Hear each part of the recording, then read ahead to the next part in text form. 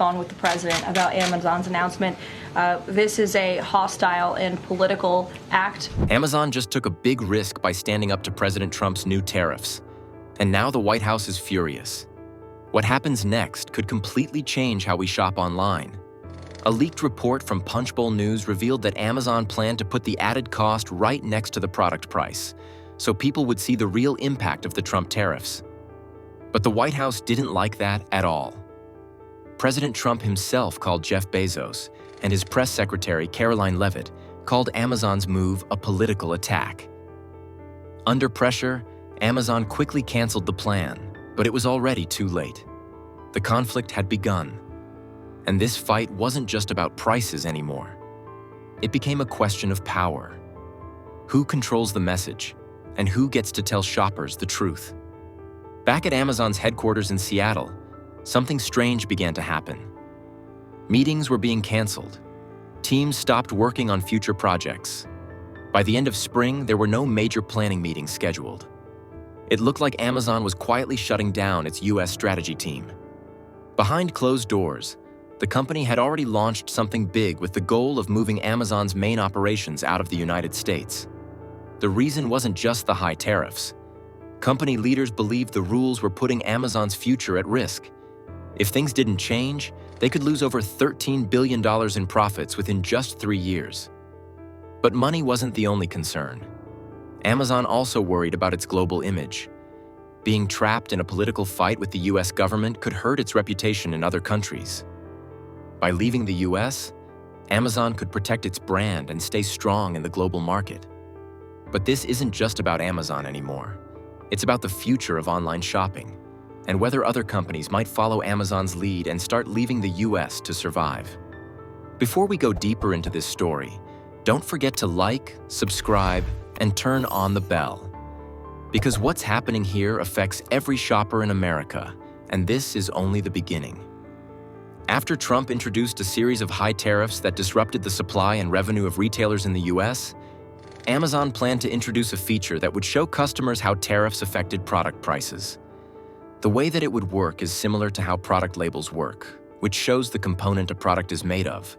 But in this case, the information provided would be a breakdown of what the cost of the product was and what the additional cost from tariffs is too. In this report that Amazon might start listing the additional cost on specific items put in place by the tariffs, the president is clearly angry. This was meant to provide transparency, allowing shoppers to see how international trade policies impacted their purchases. However, when news of this feature leaked through Punchbowl News, it sparked a significant political controversy. President Trump and his administration reacted strongly. Facing intense political pressure, Amazon decided to abandon the feature. Internally, Amazon executives recognized that the issue extended beyond public relations. The tariffs posed a significant threat to the company's profitability. Projections indicated potential losses exceeding $13 billion over 3 years due to the increased costs associated with the tariffs. This financial strain prompted Amazon to reevaluate its strategies to mitigate the impact of the changing trade environment. Amazon depends a lot on Chinese suppliers, with about 1/4 of the items it sells directly coming from China. Even more important, many of the third-party sellers on Amazon's website are from China, and they sell a large part of the products customers buy. When the government raised tariffs to very high levels, some Chinese sellers started to raise their prices or even stop selling on Amazon in the United States. This has caused big problems for both Amazon and its customers. Because of these tariffs, Amazon is paying more money to get the products it needs. The company has agreed to pay up to 25% more to some of its largest suppliers to help cover the extra costs caused by tariffs. However, smaller suppliers do not have this benefit and are finding it harder to do business.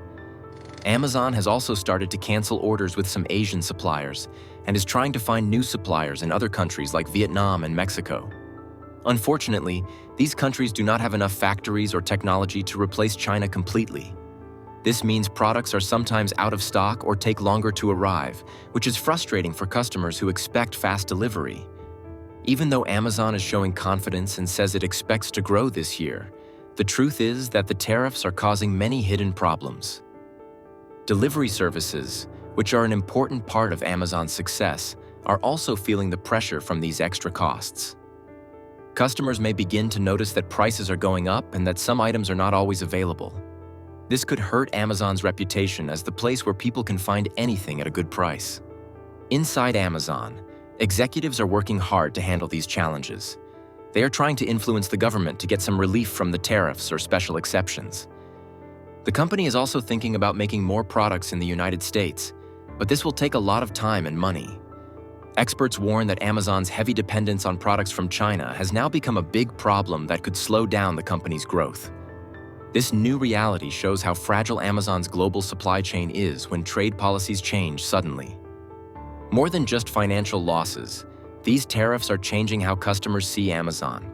Shoppers who once enjoyed a huge variety of products at low prices are now facing fewer choices and higher costs. The company that once promised to sell everything may no longer be able to do so. If these tariffs stay in place, or if China responds with its own trade restrictions, Amazon may face tough times ahead that could reduce its size and influence. The situation escalated further with the revocation of the de minimis rule. The concept of de minimis is absolutely crucial to Amazon's operations, especially in the context of international trade and tariffs. To fully appreciate its importance, we need to understand what de minimis means and how it affects the flow of goods through Amazon's vast supply chain. At its core, de minimis refers to a threshold value below which imported goods are exempt from customs duties and tariffs.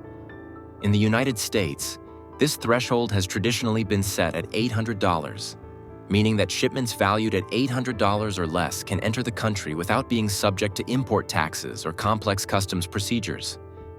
This seemingly small policy detail has enormous consequences for e-commerce companies like Amazon that deal with millions of small parcels every day.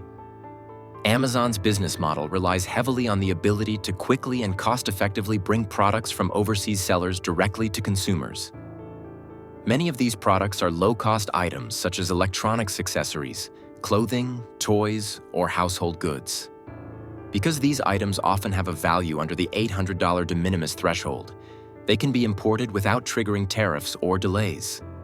This allows Amazon to keep prices competitive and delivery times fast, which are two pillars of its customer promise. When the de minimis threshold is maintained or even raised, Amazon benefits immensely. It means that many of the products sold by international sellers, particularly from China and other manufacturing hubs, can be shipped directly to U.S. customers without incurring additional import fees or being held up in customs. This not only reduces the cost for the sellers, but also avoids the complex bureaucracy and paperwork associated with larger shipments. For Amazon, this translates into a smoother logistics process, fewer delays, and lower overall costs that can be passed on to the customer. On the other hand, any reduction in the de minimis threshold or increased enforcement around it can be disastrous for Amazon's operations. If the threshold were lowered, say from $800 to $200 or even less, a much larger volume of small shipments would suddenly become subject to customs duties and tariffs. This would create a massive bottleneck at ports and customs agencies, as millions of small parcels require inspection, payment of duties, and additional documentation. Sellers would face higher costs, which would likely be passed on to consumers as higher prices. Moreover, Amazon's marketplace is populated by numerous small and medium-sized sellers who rely on the de minimis exemption to compete effectively.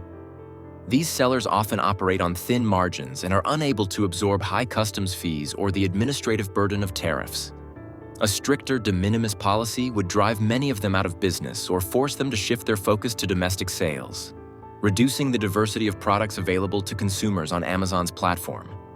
But this is far from being the worst aspect of it all.